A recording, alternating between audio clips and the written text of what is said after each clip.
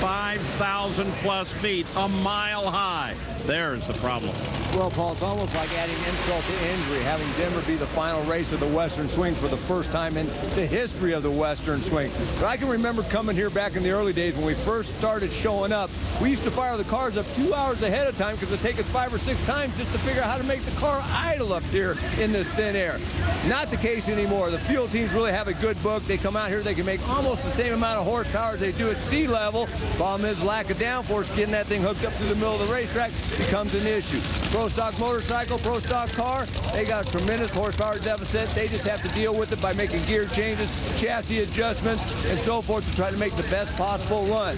The way it always works out up here on the mountain, the team that figures out the best way to get down the track the quickest usually is up in the winner's circle at the end of the day.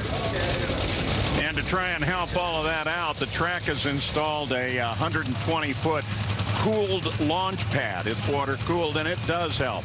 Bob Vandergriff is about to race Steve Torrence. It's the first time that he has raced the 2005 Top Alcohol Dragster champion.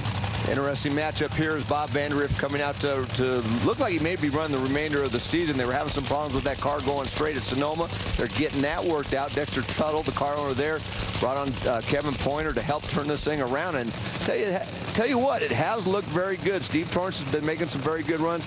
But here up on the mountain, not one single fuel car went down the racetrack on all 4 of their qualifying runs. That's how tough it is up here on the mountain.